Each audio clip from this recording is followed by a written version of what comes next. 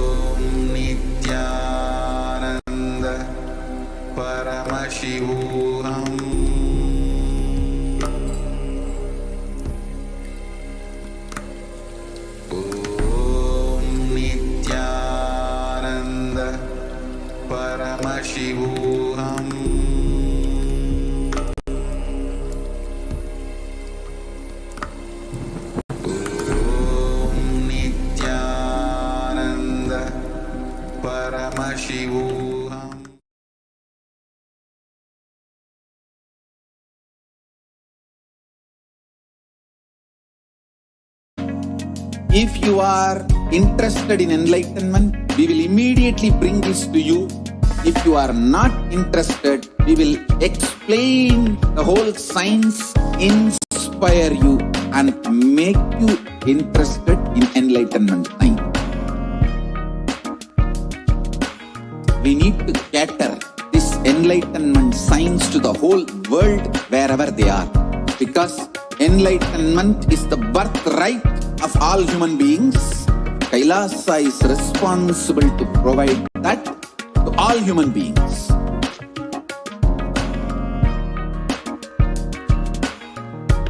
Kailasa is the totality of the knowledge I received from and practice manifested in my life, perfected by teaching millions of people from all cultures, time zones, backgrounds, genders, nationality, race, from every creed.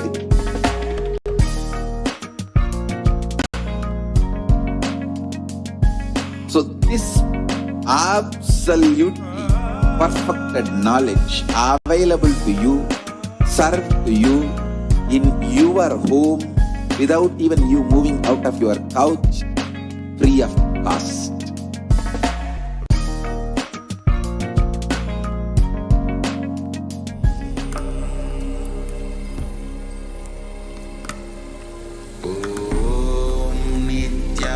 Nityananda Paramashivam.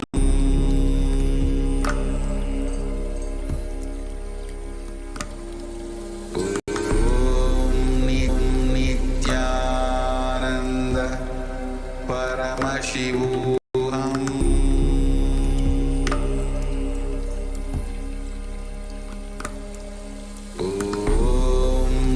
Nityananda Paramashivam.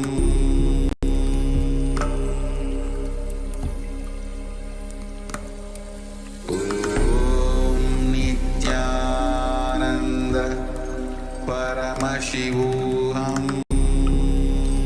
Nityananda Paramashivam.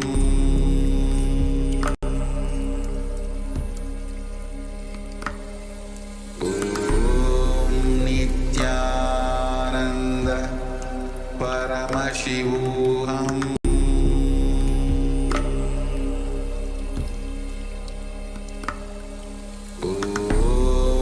Nityananda Paramashivam. Nityananda Paramashivam.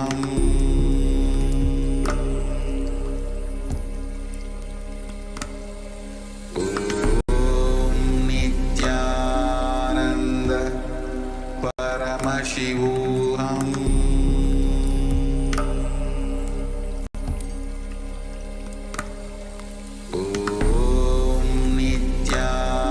Nityananda Paramashivam.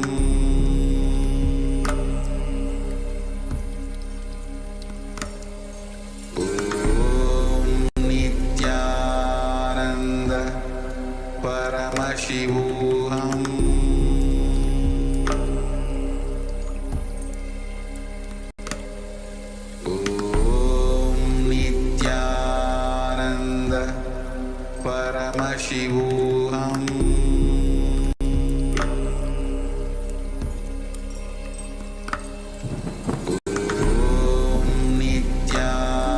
Nityananda Paramashivam.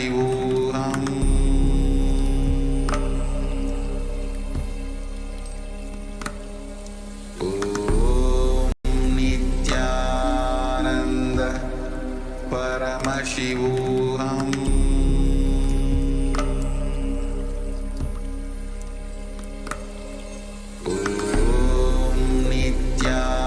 Nityananda Paramashivam.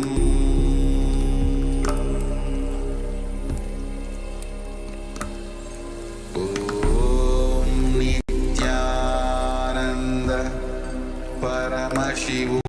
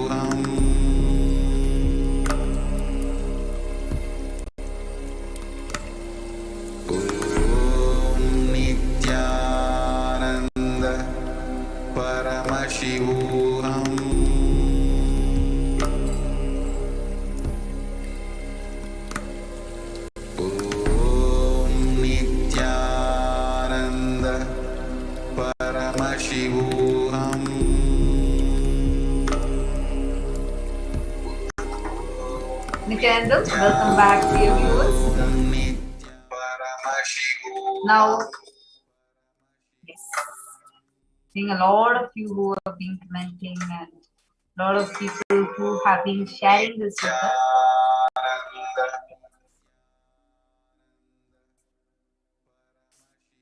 Sorry for the technical glitch. Hope all of you were able to see us and hear us.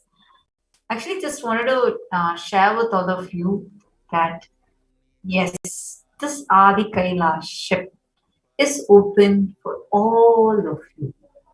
How many of you here are actually, if you all can start posting your names and which country you are from, how is this COVID situation around your place? How is it? How is it like a lot of deaths are happening, or how exactly is this whole thing in your place? Do share this with us.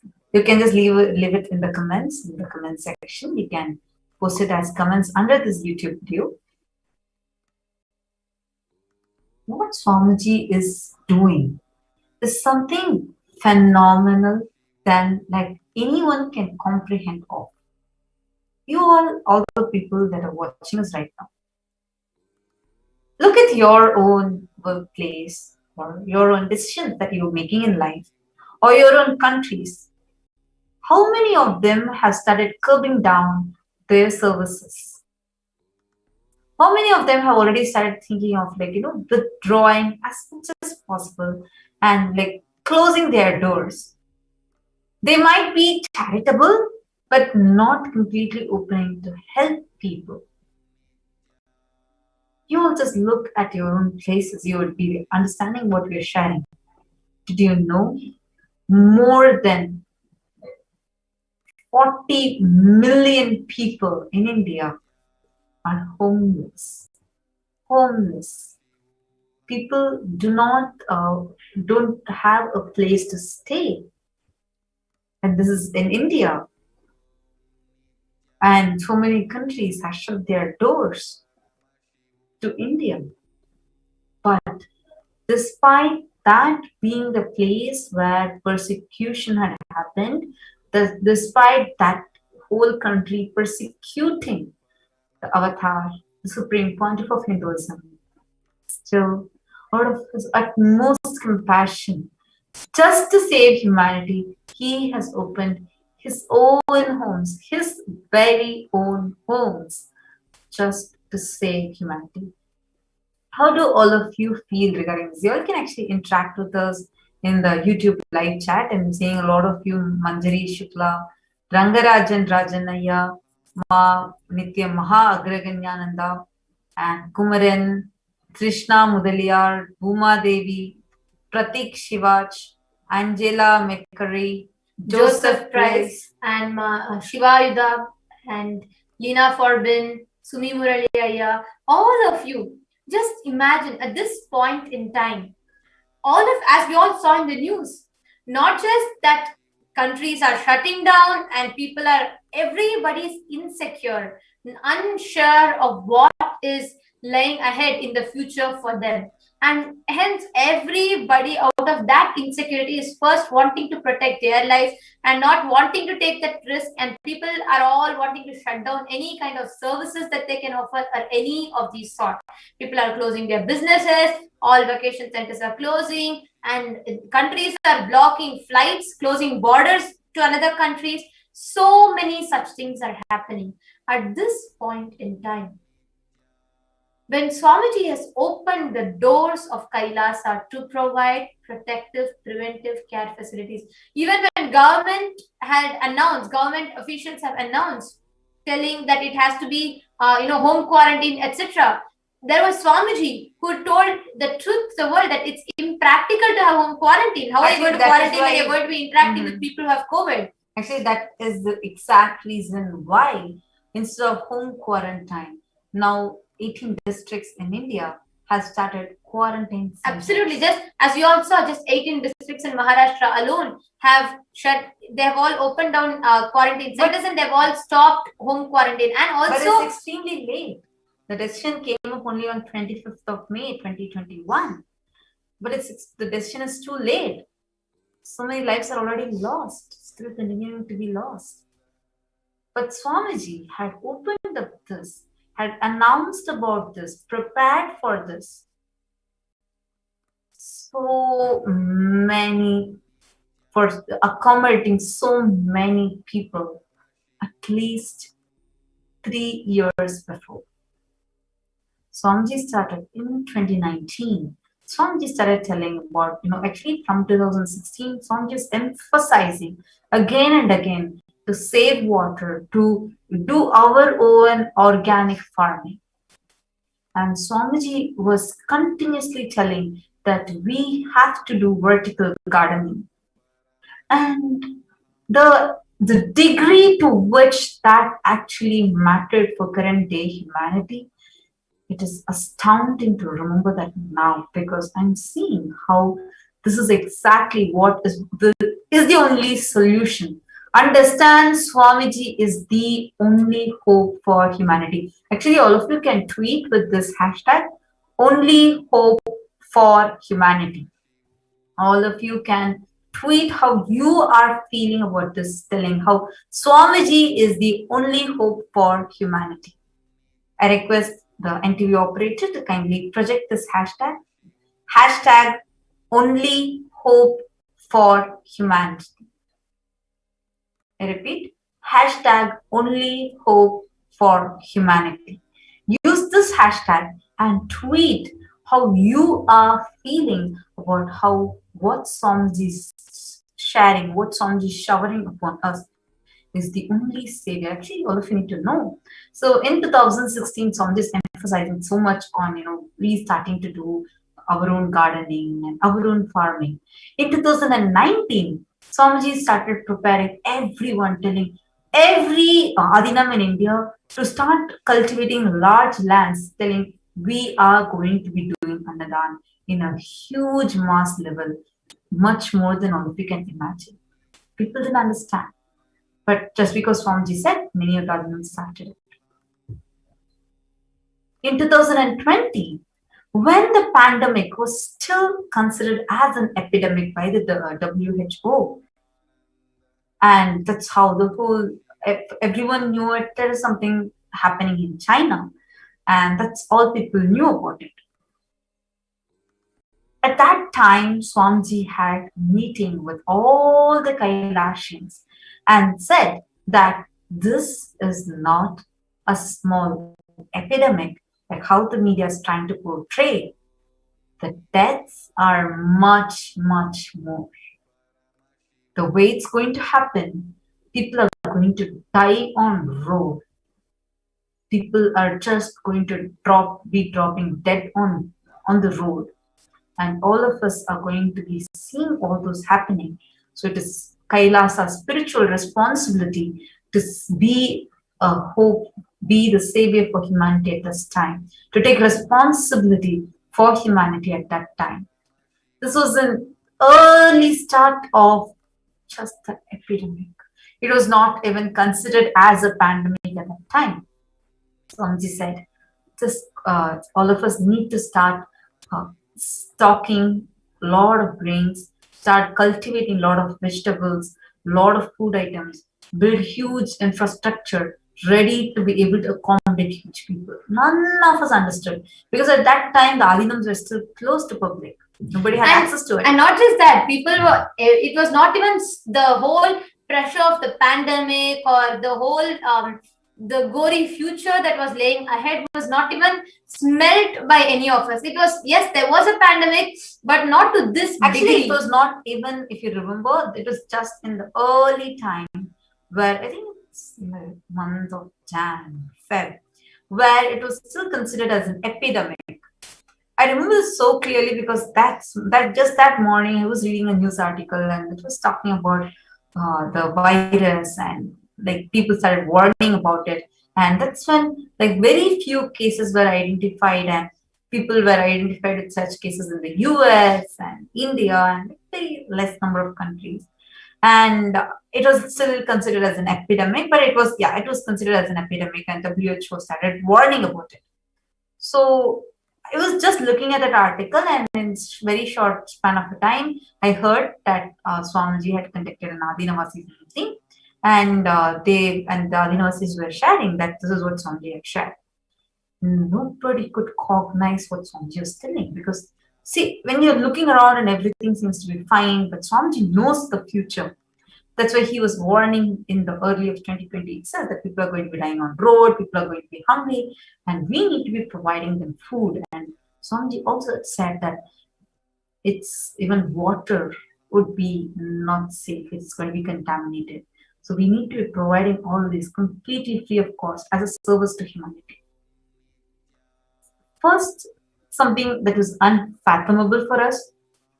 Second, why is Swamiji doing all this so much to a country that persecuted him? Yet his divine compassion, something that you can't even comprehend, that you can't even understand. So Swamiji said, so at that time, then Swamiji started like telling everyone to stop everything. And as you all know, the first wave of pandemic was over, and people thought, everything's back to normal. Things started returning back to normal. Travel opened up. Yet, Swamiji came back again to the satsangs. Swamiji said, no, pandemic is not over as you think. The spiritual pralaya is over, but this is a man-made bio-war. So nobody understood. Because what was happening, as what we were seeing, was something different. In just a matter of days, suddenly the deaths peaked up.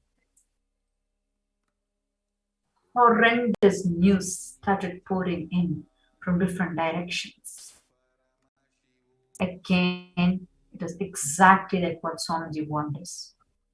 Then Swamiji opened up his own homes with the multi-layered quarantine facility, something that even if you have billions, trillions, home quarantine will not work out. And it's only the multi-layered quarantine with its specific procedure, only that would work out. And it was really amazing when Swamiji actually opened up the doors of Kailasa. And today we have thousands of people from across India just pouring into the Adinams just to stay alive. Actually, we have Manjari Shukla who's commenting, Swamiji is a true miracle for humanity. We have Kapileshwar Mishra Ayya who's saying good morning and how to meet Swamiji, Nithyananda Maya. And every day, digitally, Swamiji is making himself available. You can definitely come morning Indian Standard Time, evening at both times we have darshans happening. So morning it will be 2 a.m. Indian Standard Time program starting, and 6 a.m. approximately darshan will happen. And then in the evening we'll have 4 p.m. Indian Standard Time, the program starting, and approx around 8 p.m. we'll have the darshan. So to all those who want to know how you can meet Swamiji, Swamiji is available every day, making himself available for humanity through so many events, programs, and being here digitally available for all of us as well. So you all can stay tuned to the same platform, Kailasa's SPH Nithyananda YouTube channel, Kailasa's Nithyananda TV, and Kailasa's Hinduism Now, and Twitter, YouTube, and Instagram, Facebook. Facebook, it's SPH SPH Nithyananda Paramashram Facebook page. So in so many platforms, Swamiji is available, and yes, you can meet Swamiji digitally every day, wherever you are, just a few clicks away. If you have not yet subscribed, go ahead, hit the subscribe button and click the bell icon so that you get enlightenment as a notification on your phone at the time that you need it at the most. Swamiji will come to you just as a notification on your phone. So thank you so much for joining us today. And today, with this, we have come to the conclusion of this segment. And before we enter into the power manifestation session, we would love to hear from all of you, all the viewers. Go ahead, comment here on the YouTube chat, live chat. How are you feeling about Swamiji being the only hope for humanity? How are you experiencing it? How are you seeing, what is the COVID situation in your place? Do share with us, because your sharing actually is going to be changing someone's life. You might never know. You might be sharing something, and we might be having some random person, someone who just suddenly stumbled upon this video, who is just pausing and listening to it for a few seconds, and they might have that connection. The being might be waiting to have that connection with Swamiji. They might just be looking at this out of curiosity. But when you share your experience, that connection will just get clicked, and they will get connected to Swamiji and save themselves. Because it's very critical that right now, especially people from India, need to get quarantined in the multi-layered quarantine. Only then they can be alive. Only then they can stay alive. So you all can go ahead and just leave your comment in the YouTube live chat. How do you feel about this compassion that the avatar is just showering? And Pandian ஐயா, நீங்க தமிழ்ல பேச சொல்றீங்க. கண்டிப்பா ஐயா, தினமுமே நமக்கு வந்து காலையிலும் மாலையிலும் நமக்கு சுவாமிஜியோட பராசக்தி ஆகாஷிக் ரீடிங் இருக்கு. நீங்க அது வந்து தமிழ்ல தான் இருக்கும். நீங்க கண்டிப்பா டியூன் இன் பண்ணி பார்க்கணும். So we request everyone to go ahead and post your how do you feel about it.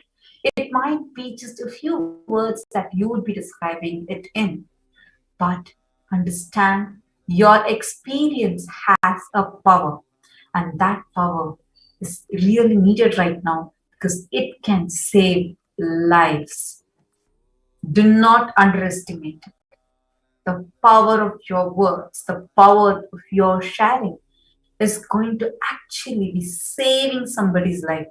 Somebody who just stumbled upon this video might just stumble upon your comment and see that and decide to save themselves.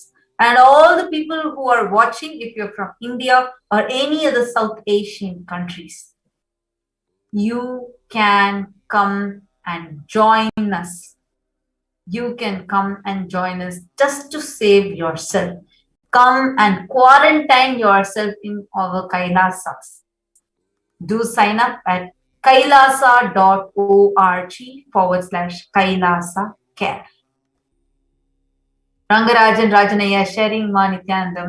Swamiji is best in all. Absolutely. Absolutely. You can actually share even in more details.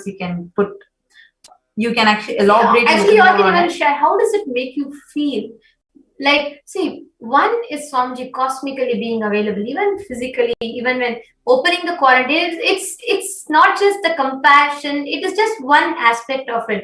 But just to save the humanity, the amount of steps that Swamiji has taken, be it providing all medical services, then free education, free home care, health care, and organic food, and so many things, right? How does it make you all feel when you see an avatar who is not just giving the conscious solutions, the super conscious breakthrough, but even in the most basic level, attending to our every nuances and nitty-gritties in our life, attending to every daily routine that we have, or be it what are the healthcare measures we can take.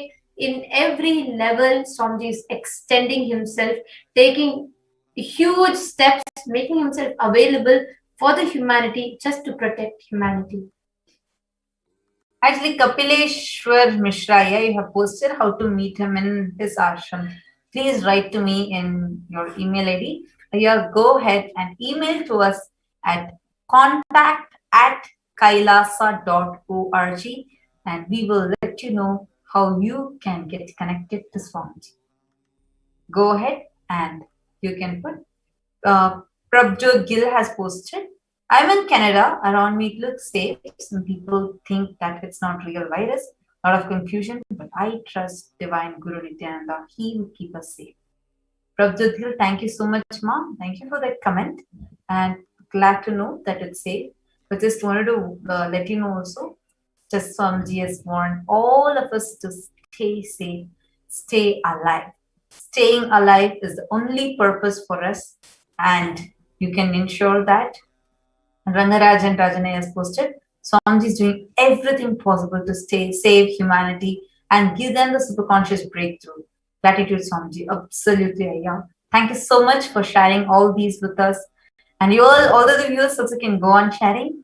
Now with this, we have come to the conclusion of the segment, and we are going to move into the next segment after a short break. And today we will not be, as today, we'll all be proceeding with the power manifestation session. And this brings us all to the conclusion of the Parashakti Akashic reading. And we will keep, all of you can stay tuned at Kailas's SPH JGM SH Nityananda Paramishivam Facebook page. And we will be announcing any other further event there as well. And every day, sharp at 2 a.m. Indian Standard Time in the morning and 4 p.m. Indian Standard Time in the evening, we have these Parashakti Akashic readings available. So please do tune in at 2 a.m. Indian Standard Time and 4:30 p.m. Indian Standard Time for you to be here and witness these extraordinary darshan. So we thank everybody who are here. Let us now get ready, prepare ourselves to enter into the power manifestation session. Thank you.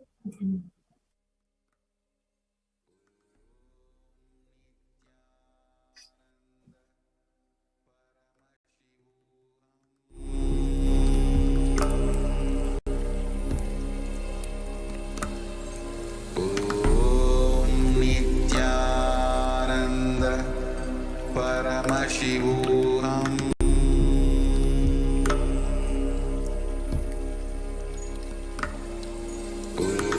Om Nityananda Paramashivam.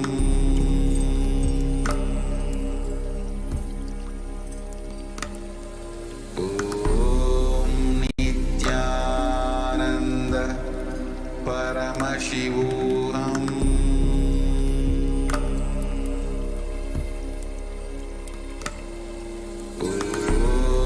Nityananda Paramashivam. Paramashivam. Om Nityananda Paramashivam.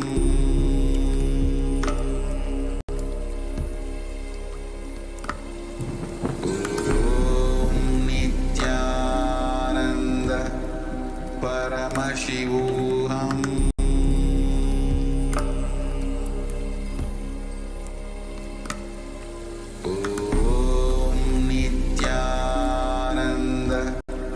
Paramashivam.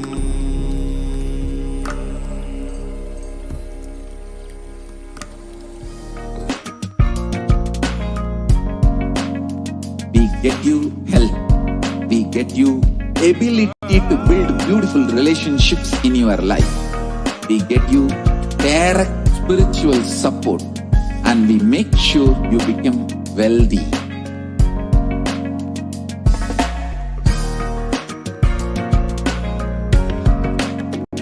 We won't stop giving you just good life. We will literally not stop till you live enlightened life. Manifesting the state of Paramashiva, space of Paramashiva, powers of Paramashiva, being of Paramashiva.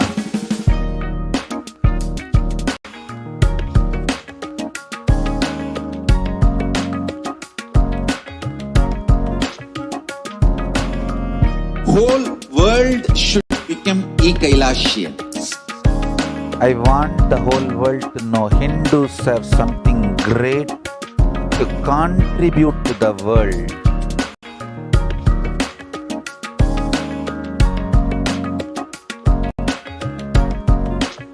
We have something great to contribute to the world.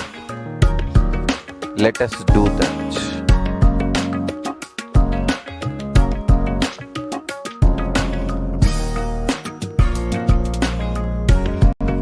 E-Kailasa is proper customized spiritual service helping you to identify your root patterns of suffering. We have perfected the science of helping every individual from every cultural, religious, nationality background.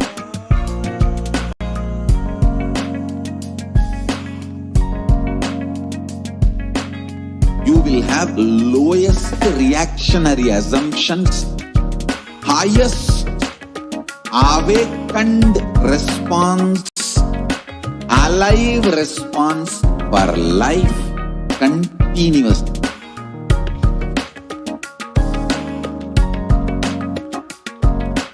E-Kailasa is enlightenment ecosystem, literally enlightenment itself in your own home, wherever you are.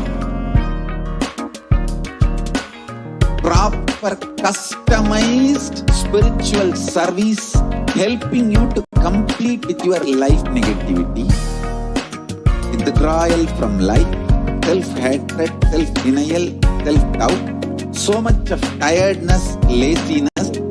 We can support you, aligning your diet, your attitude, your aptitude, your understanding about life. We can help you with everything.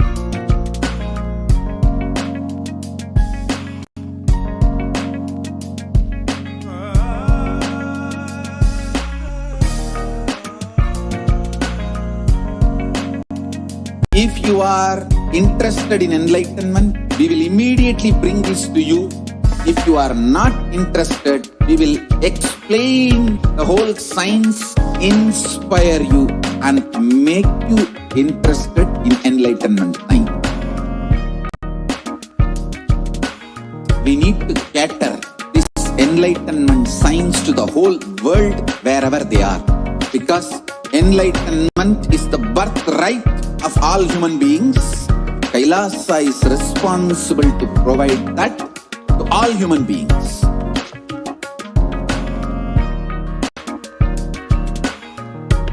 Kailasa is the totality of the knowledge I received from my gurus and practice manifested in my life, perfected by teaching millions of people from all cultures, time zones, backgrounds, genders, nationality, race, from every creed.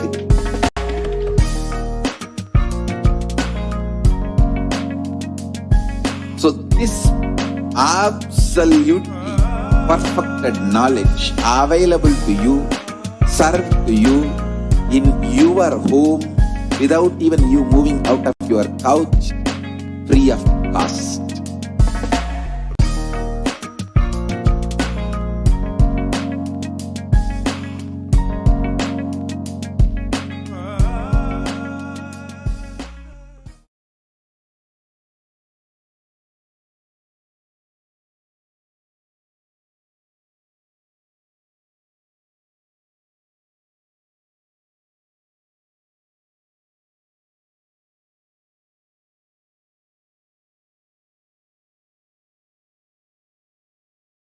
There are some great spiritual sciences unique to Hinduism. Subtle, otherworldly, but definitive sign. Manifest the cosmic beings in Archavatara, deities, in Nijavatara, living incarnations is possible. Understand?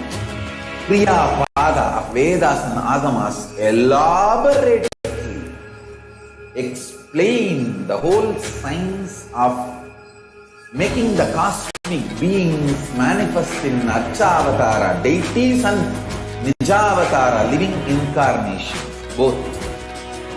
During the Bhava Samadhi Darshan, literally those cosmic beings manifest through this body.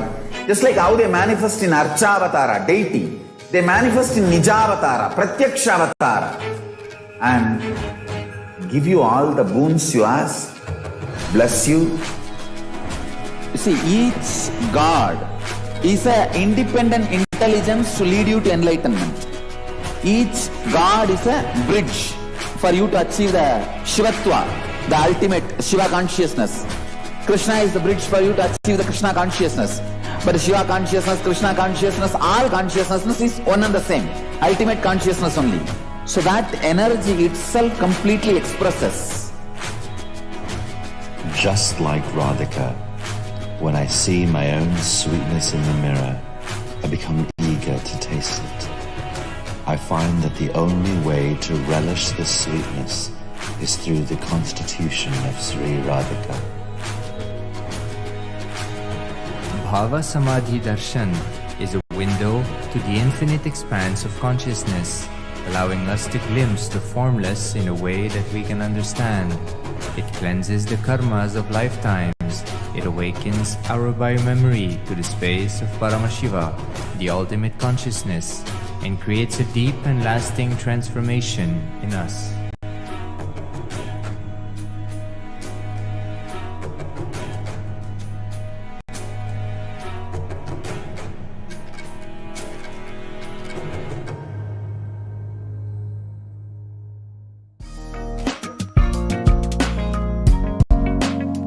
We get you health. We get you ability to build beautiful relationships in your life. We get you direct spiritual support, and we make sure you become wealthy.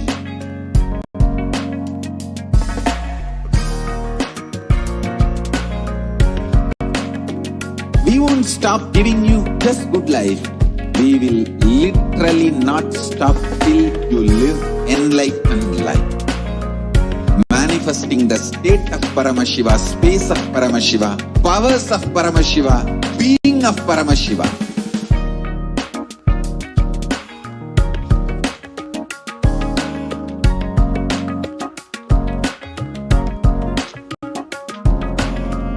Whole world should become Ekailashian. I want the whole world to know Hindus have something great to contribute to the world.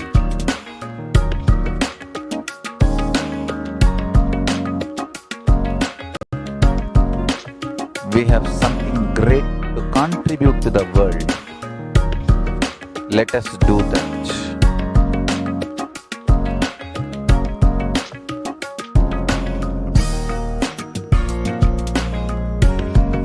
E-Kailasa is proper customized spiritual service helping you to identify your root patterns of suffering. We have perfected the science of helping every individual from every cultural, religious, nationality background.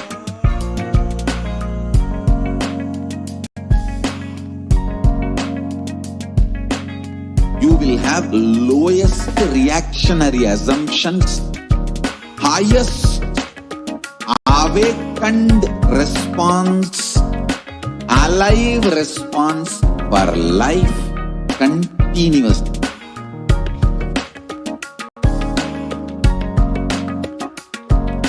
E-Kailasa is enlightenment ecosystem, literally enlightenment itself in your own home, wherever you are.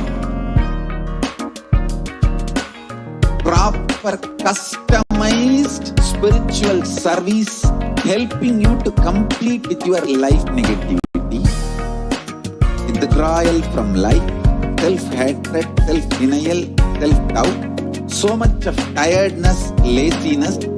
We can support you, aligning your diet, your attitude, your aptitude, your understanding about life. We can help you with everything.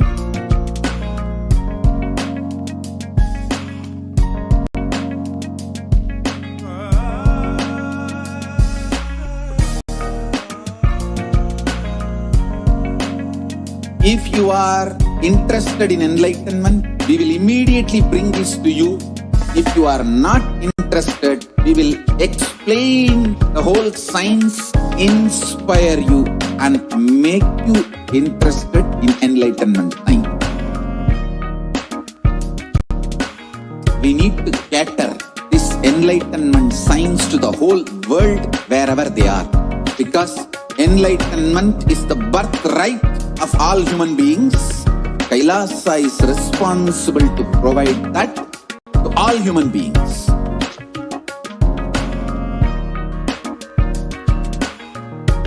Kailasa is the totality of the knowledge I received from my gurus and practice manifested in my life, perfected by teaching millions of people from all cultures, time zones, backgrounds, genders, nationality, race, from every creed.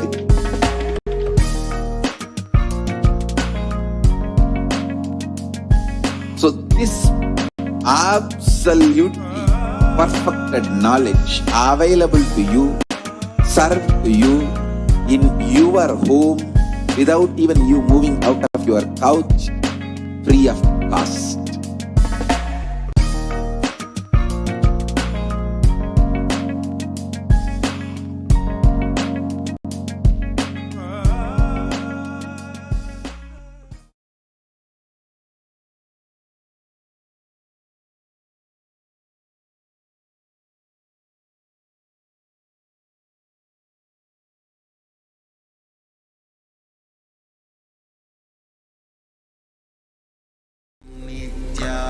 Nityananda Paramashivam Om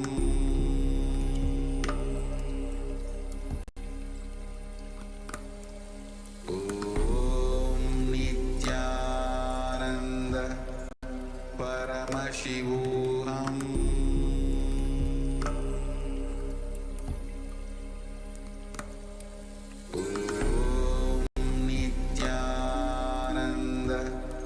Paramashivam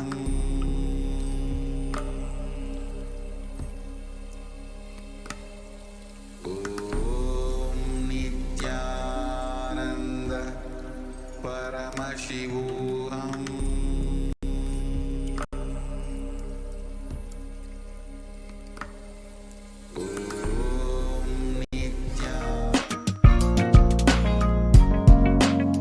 We get you health. We get you ability to build beautiful relationships in your life. We get you direct spiritual support and we make sure you become wealthy.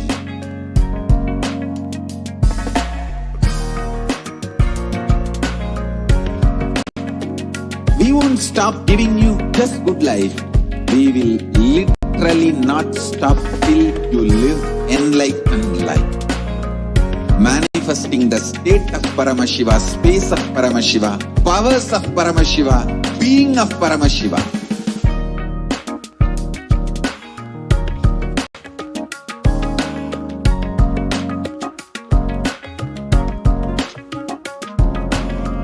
Whole world should become e-Kailashians. I want the whole world to know Hindus have something great to contribute to the world.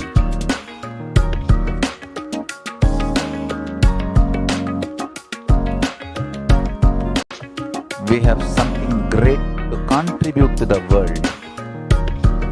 Let us do that.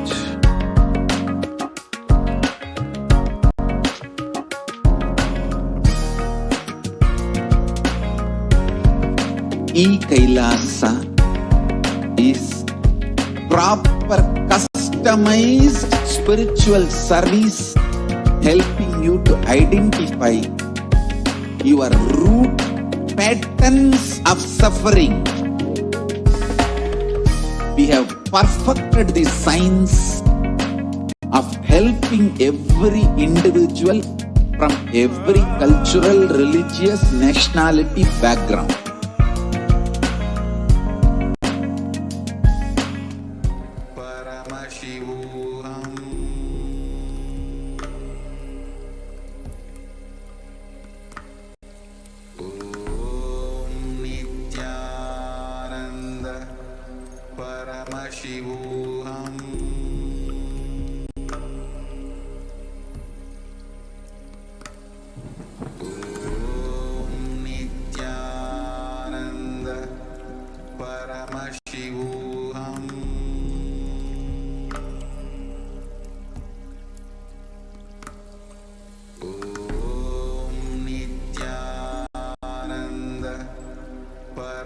शिवो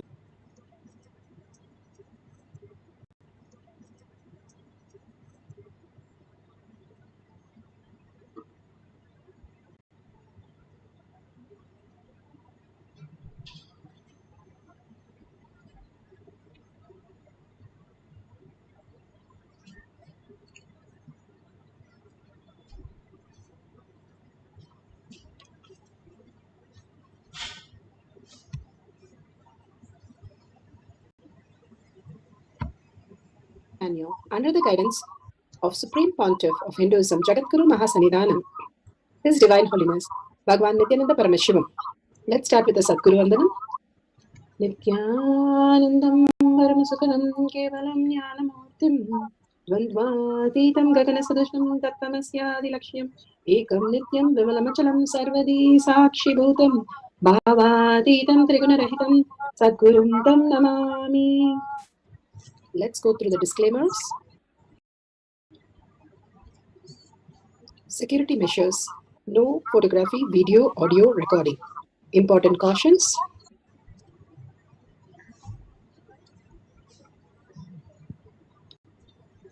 Please be aware of the important cautions.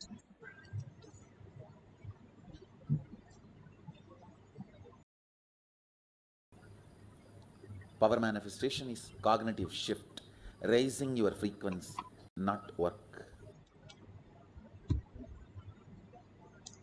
Beautifully, Bhagavan explained what is power manifestation as cognitive shift. Here, science of power manifestation.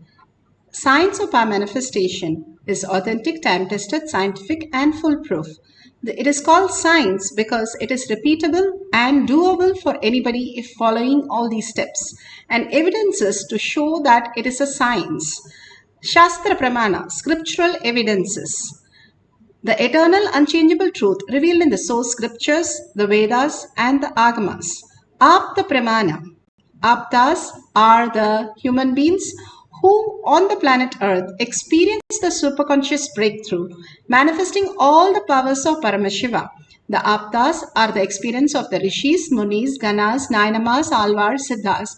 All of them manifested all the powers of Paramashiva, which is authentic, time-tested, scientific, and foolproof. Atma Pramana, account of His Divine Holiness, Bhagavan Nityananda Paramashivam, this millennium's avatar's personal experience of power manifestation. Beautifully, Bhagavan has given us all the leelas for us to understand how, as a human, you can have the superconscious breakthrough. And he also maps everything to the aptas and as per the shastras. Shakshi Pramana. Shakshi Pramana, like all of us, who have manifested all the powers of Paramashiva. There are millions of disciple, devotees, followers all around the world manifesting all the powers of Paramashiva. Bhagavan beautifully says how whoever comes to the Kailash courtyard manifester group simply will manifest all the powers of Paramashiva. Bhagavan usually does not come to Gurukul and initiate. He will just bless in the satsang. And I used to ask, how can just blessing in the satsang in turn come manifestation in Gurukul? So he used to say, Ma, if I program the source code, everything will change into that as the reality. Just like that, whoever comes to the Kailash courtyard will manifest all my powers of Paramashiva, removing all the incompletion and going with the abundance and auspiciousness, flooding with all the compassion and higher cognitions. Pratyaksha Pramana, the scientific study measuring the effect of being in the enlightened state.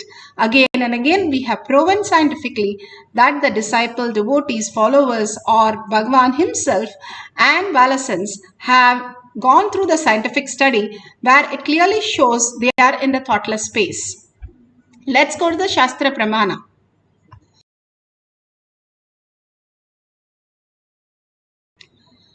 The Shastra Pramana are the eternal, unchangeable truth revealed in the source scriptures, the Veda and the Agamas. This is from the Vijnana Bhairava Tantra.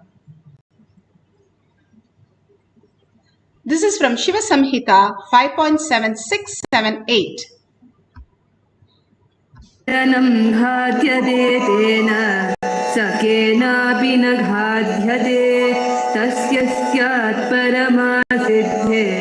अणिमादिगुणप्रदा वायुः सन्नचरते देहे रसवृद्धिर्भवेद् ध्रुवम् आकाशपनकजगल्पीयूषमपि वर्धते मरणं खाद्यते तेन स केनापि न खाद्यते तस्य स्यात् परमा सिद्धिर् अणिमादिगुणप्रदा वायुः सनचरते देहे रसवृद्धिर्भवेद् ध्रुवम्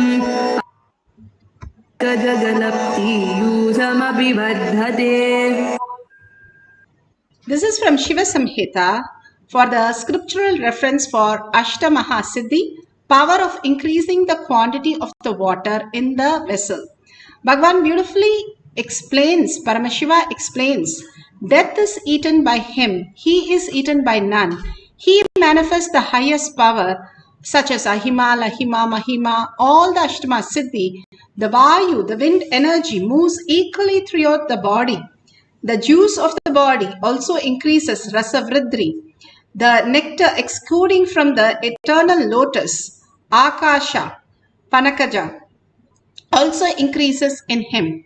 Bhagavan has beautifully given us that when we are born, the death clock is start ticking and it's ready to be in action anytime, any day, anywhere. It just starts closing the whole thing. And we are in such a birth and death destruction cycle. Bhagavan beautifully says, he is eaten by none. And how can that happen when you understand the higher science? How can the higher science help us and manifest as our reality? Again and again, Paramashiva comes down to planet Earth to raise each one of us by entangling with us, because we humans entangle to understand how to walk, how to talk, how to eat, and everything we have learned by only being mirroring neurons that learns and starts manifesting as our reality. We learn from the body language, gestures more than anything else. So we keep observing and imbibing all that from the nature. But when we are in the Vata Varna of the avatar himself, what would we imbibe? The higher consciousness, the superconscious state that he is in, he can manifest in all of us. Again and again, he himself teaches us the science, how we can do step by step, how he has given the detox program for all of us to experience the higher consciousness, doing the Brahma Muhurta Yoga, taking the Neem juice, taking the Haritaki. Each one gives us the ultimate solution of not just the body flexibility, but something consciously happening in us. And beautifully he explains to us how we are consciousness. It is not that we are a body, we are praying and something else happened to us. No, we are consciousness, so we exist, and so we manifest our body, so we manifest our mind and execute as our own identity incompletions and chaos that we create around ourselves in spite of Bhagavan manifesting through us.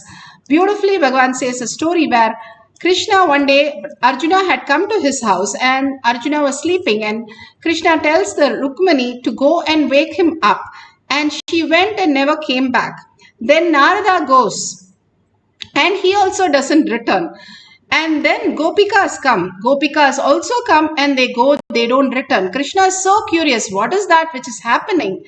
I am sending everyone and nobody is there coming back, and how do I eat my breakfast? And Krishna was curious to see what was going on, and he goes and sees where Arjuna in his deep sleep chanting the Krishna Nama, and he was in such a oneness space that he has gone into the deepmost space that all these Gopikas and all Rukmini, everybody mesmerized into that space and completely are lost on time and everything. And so Krishna goes at the feet of Arjuna and starts pressing his feet literally, and Narayana and Arjuna wakes up to see what's happening and what's going on. Even in his deep sleep, the thoughts were only about Krishna. and everything was about Krishna. Krishna felt so amazing that he was so glad that everything was in rhythm of Krishna. And that is what happens when we understand the deeper and deeper we are again and again that we are Paramashiva. Even our dream, even our the most difficult moment or a beautiful moment, we will remember only Paramashiva. When that happens, that space of oneness takes us to a next conscious space, a superconscious space, where we forget even our body that we are and go into the beautiful oneness space, the bhakti. Bhagavan just doesn't give the bhakti, but he says you should have like Gopikas, Jnana, Vairagya, Bhakti. What is Jnana and Vairagya? Jnana and Vairagya happens when you are integrated in physically. All the details that you follow, like how Agama specifies, when we follow and practice, like for example, doing the puja, doing the yoga, then the Vairagya comes. Vairagya just does not happen, but comes as with the Jnana. Having the right context, right cognition, the Vairagya happens. When we understand the right cognition, the Vairagya is born, and then from there the Bhakti is formed. Then it becomes eternal Bhakti. Nobody can change it and nobody can tamper it. You will be in such a beautiful, blissful space where you will not get out of that and get into all these worldly problems. Each of us understanding that why we need to follow the Agama, why we need to follow all the instruction that Bhagavan is giving, is to build the Vairagya in us. Why in the puja there has so many conditions that we need to follow is to bring Vairagya. All the details that are given during the rituals is to bring the Vairagya in us, and understanding, from the understanding to build the Jnana, that the meticulous things will happen if we understand the detail of each one of that is given so beautifully. How everything is cooked is not given, but even the vessel, how it is to be treated because of the carbon that will be collected in the vessel, even to that minute detail, Shiva has penned down everything for us. And if he has penned down, Bhagavan says, God comes in detail. And when we get into such detail of understanding, we build the Vairagya. Everywhere we are so on the easy way to do things. This modern plane, we only want everything in a minute. But unless we get grounded into the Vairagya, we will not understand the depth of anything. We will be very superficial and hypocrite. If we understand the depth of why that is happening and how Bhagavan is beautifully sculpting everything, that will be the most beautiful space for us to experience the real bhakti. Beautifully, Bhagavan gives all this explanation to the Balasans and again gives us such wonderful clarity how we need to experience, not just superficial. We see so much of crowd in all the temples, but there is no grounding in them. They just go to the temple and they want to say, oh, I went to temple, but nothing is happening. But where is the Vairagya? To get into the detail, how things has to happen. Are they following everything to the dot? That is the Vairagya. And from the context, why things has to be followed and how things has been mentioned, has that detail has been taken into account. That builds the Jnana Vairagya. So beautifully, Bhagavan explains each of these powerful cognition where we understand the much deeper science of power manifestation is from higher context. This is a story of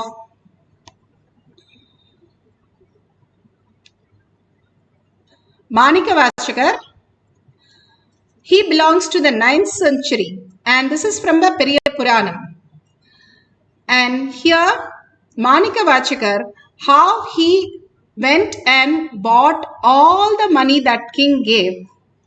He went and built the temple that he's supposed to buy horses. Because when he saw somebody sitting there and giving the description that all the devotees should build a temple for Shiva, he saw Shiva himself telling him that. He was able to recognize Shiva, and immediately he went and built the temple.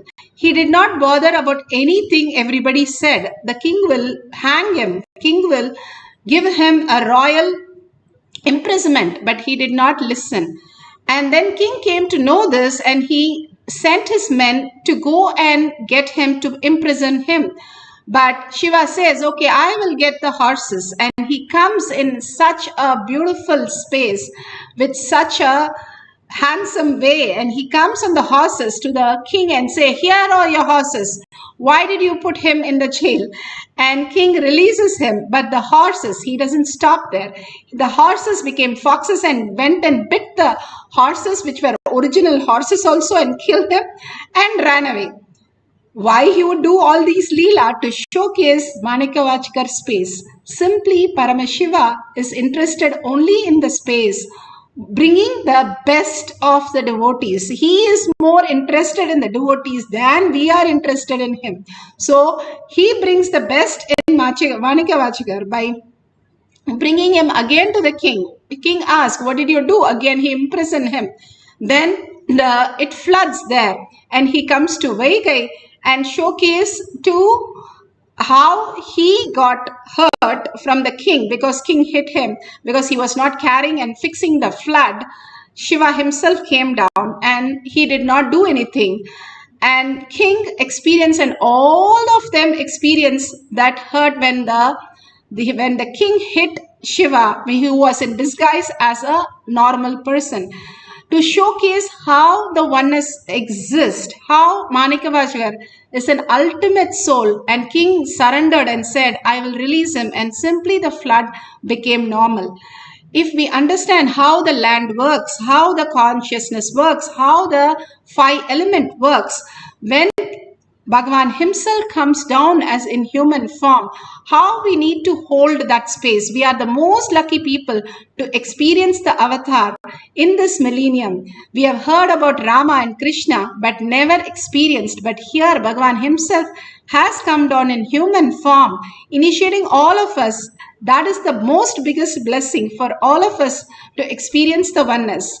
Let's listen to Bhagavan himself narrate on the Ashtama Siddhi.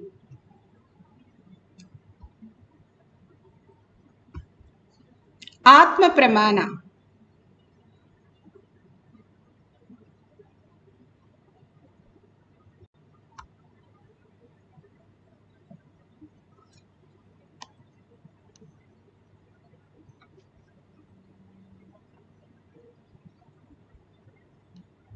The outside, you need to see the boundarylessness inside.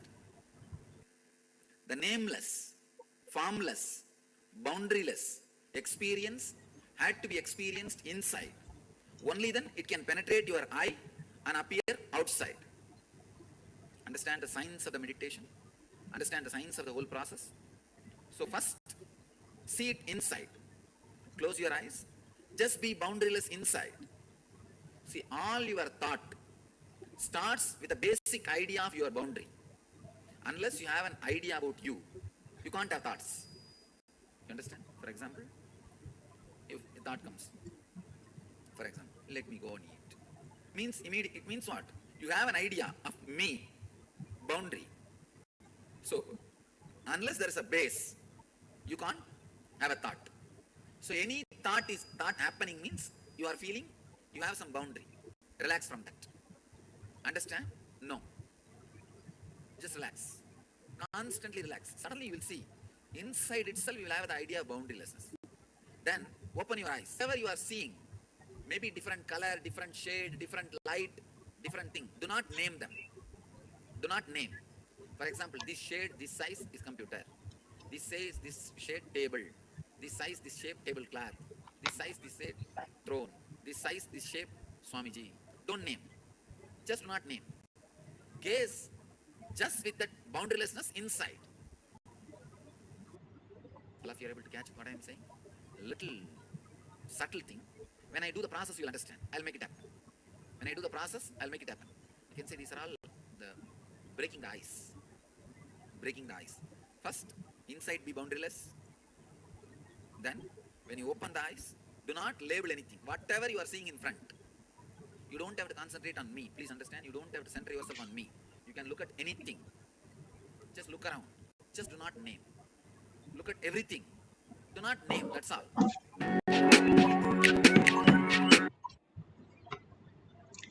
How Bhagavan says how he experienced the boundaryless, and simply if you understand that science, how he says how we can experience the boundaryless, if you understand you are the quantum, the frequency, higher reality, how you exist. If you are an atom and you understand the atom can project itself into your body, project itself into others' body and manifest as your reality, and go back to the original space when you reside back in that space, how it will be. That is how Bhagavan is describing your boundary. You think that is your body, which is not true. We are much beyond and much connected to everything as a whole. If we understand the higher reality, we will be so complete. How we are complete, even the worst thing happen in our dream when we wake up in the morning. Even if the worst person does the worst thing, we do not react at all. Same way, we can also be in the same space if we understand that nothing that happens in the outer world, which is only a birth and death cycle, which is a projected illusion that you are experiencing, a dream. If you understand the original how you are is quantum, which does not, nothing is lost and nothing is gained. Everything that exists as it is in a different form, that much higher particle form than what we perceive as frequency, than what we perceive as a gross reality. Gross reality can be projected as we want when we understand from that dimension. Shakshi Pramana. Shakshi Pramanas are the millions of disciple, devotees, followers all around the world initiated by Bhagavan, manifesting the power. Now the decreasing of the weight, height of your finger, he has shown how the two fingers have changed the length from what it was to what it is. Beautifully they have shown. And also you can see how these are Ashtama Siddhis, how this person is manifesting the power of increasing the, lifting a weight 3 times more than him.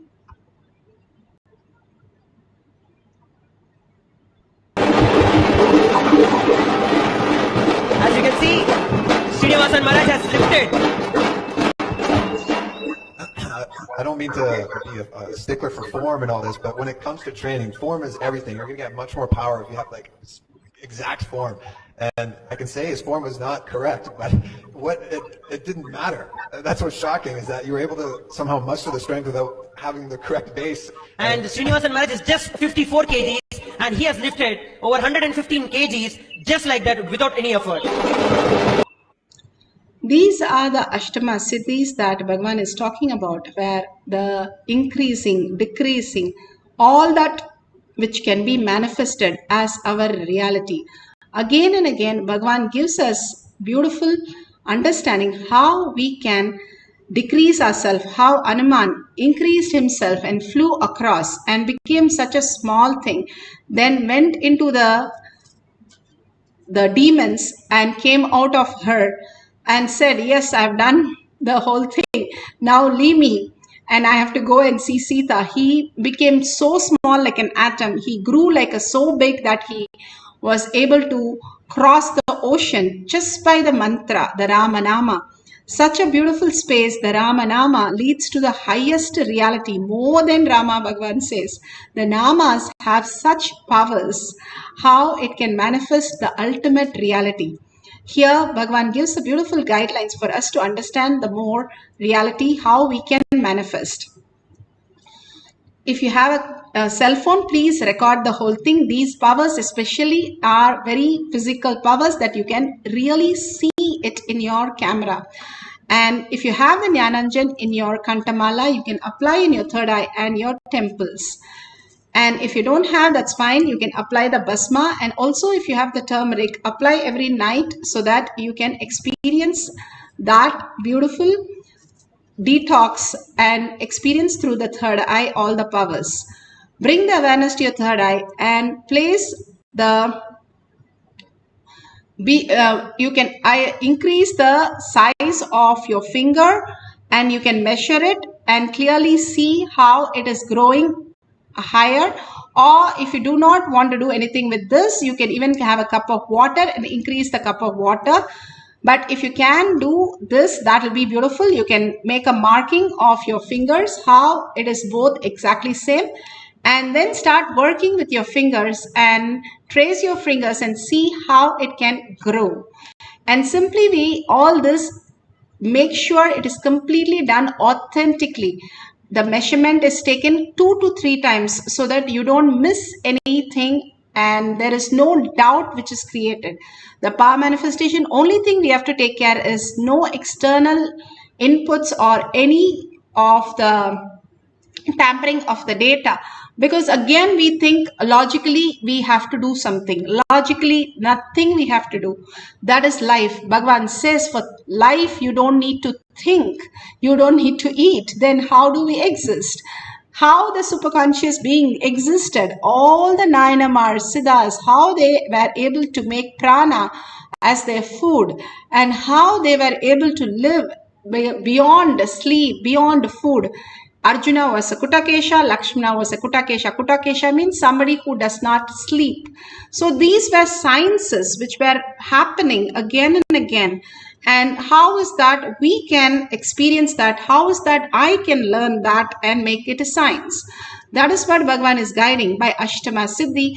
So much of incompletion, Bhagavan says, whether it is a loan or whether it is a fire or incompletion, do not even store a little residue. It will grow so big that you will be lost.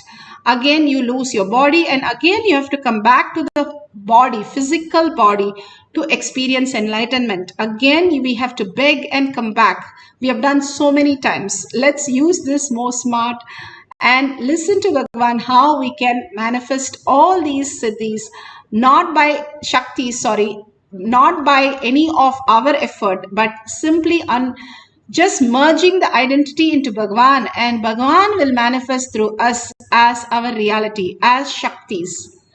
Now, let's go to the instruction. Let's sit straight with the head, neck and spine in a straight line.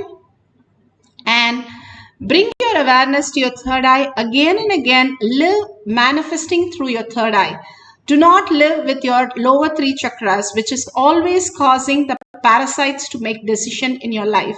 Now, scientifically, they say the gut bacteria runs your life 90%. That's what we don't want. Detox your body so that does not run, but let Bhagavan run my life, manifesting the space of oneness and melting myself into Bhagavan, disappearing into Bhagavan, and just holding that oneness space and manifesting all the powers. And really what is need to be done through us, let it happen as a manifestation, not just this power, but in outer world, bringing auspicious, bringing health, wealth, job, security, whatever we are searching for, fulfilling all that and much more. So let's absolute unclutch from the identity that we carry. These identities are nothing but our delusion. It's not so and so experience Paramashiva. Paramashiva is experiencing as so and so. So all the labels that we have got, put it in a like next guest room or something and come here as only Paramashiva, as Parashakti. Only experience that in your inner space. That is Tyaga, Bhagavan says. Holding the higher reality of yourself, higher cognition that you are a superconscious being. Bhagavan does not say he is God, he says I'm also God, because he refers to all of us as Paramashiva. And intensely chant the Mahavakya. The mantra is the ultimate gift that Bhagavan has given the humanity to raise our frequency, to catch the oneness space and manifest as powers. Let's entangle with Bhagavan beautiful oneness space and chant the Mahavakya intensely, continuously, merge into the hymn, the Parashakti Devi space, continuously happening in our eyes. It's not moving out. Her eyes, her gesture, her love, her caring and meticulously attending to each one every single day and coming and blessing. These are the best blessing that we can experience. Again and again, these great moments that we can never imagine unless we raise ourselves to understand what is given. Till we are a kid, we never appreciate our school or college. But after that, we say, oh, this was very good, that was very good. Like that, we are now not understanding what Bhagavan is showering on the humanity. But as we grow deeper and deeper into Bhagavan's space, we'll understand what he is given is unimaginable sacrifice, unimaginable, uncompromisable compassion that he's pouring in each of us. So let's be in the receiving space, nothing for us to do. Be available, that's all he says. Be available for him to manifest through all of us. So that's all we need to do. Let's sit and be in the oneness space with Paramashiva. How Arjuna was immersed in Krishna, same way let's merge into Paramashiva in the oneness space. Chant the Maha Vakya with such a joy and such a oneness space and experience the oneness as our reality. And make a note before and after, take a picture, record it, and simply you can share it at the end of the session. Let's start chanting the Mahavakya. Om Jnananda Paramashivam. Om Jnananda Paramashivam. Om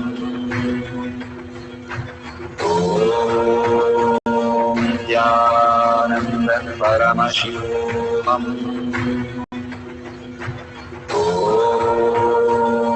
Jnananda Paramashivam. Om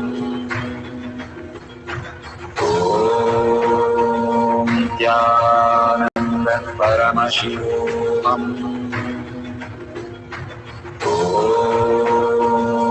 Jnananda Paramashivam. Om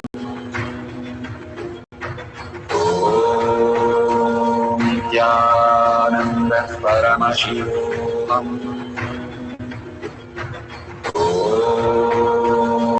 Jnananda Paramashivam. Om Jnananda Paramashivam. Om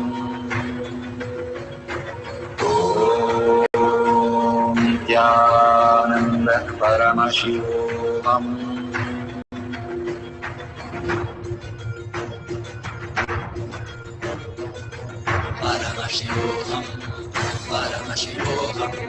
Let Paramashiva's third eye manifest in all our third eyes. Let the Amrita pour, let the Vani open up, manifest in all of us.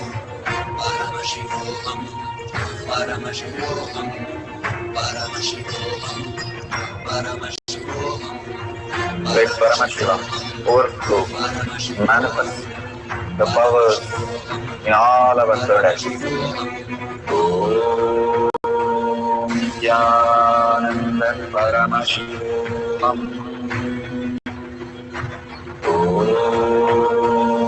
Jnananda Paramashivam. Om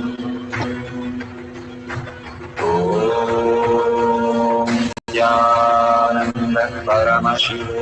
Om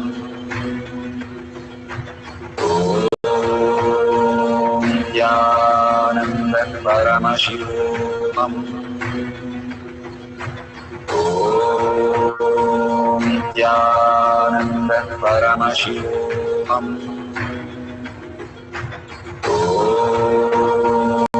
Jnananda Paramashivam. Om Jnananda Paramashivam. Om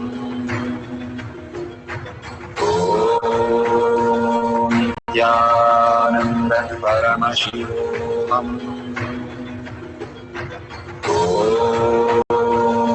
Jnananda Paramashivam. Om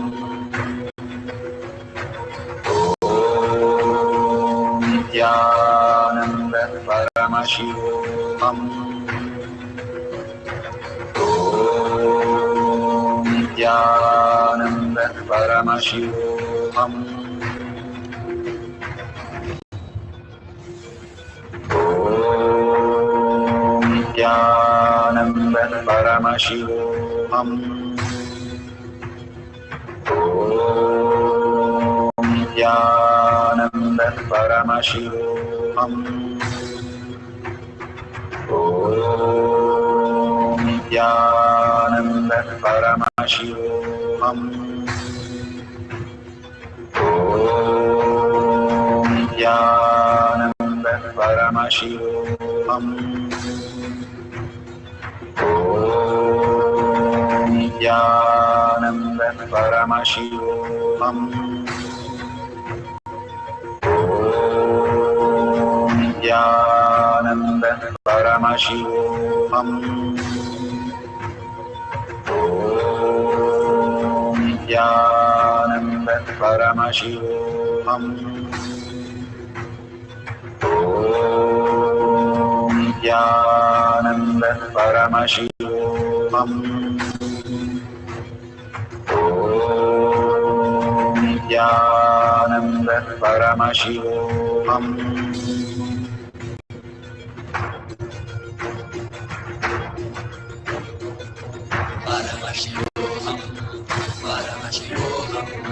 Let Paramashiva's third eye manifest in all our third eyes.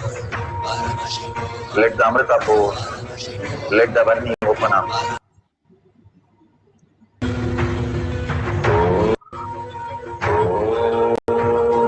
Om Nityananda Paramashivam. Om Nityananda Paramashivam. Om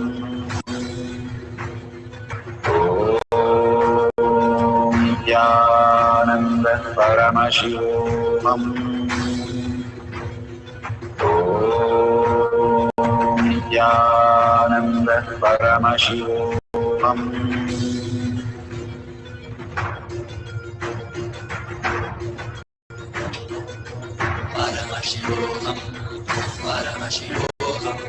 Let Paramashiva's third eye manifest in all our third eyes. Let the Amrita pour, let the Varni open up, manifest in all of us.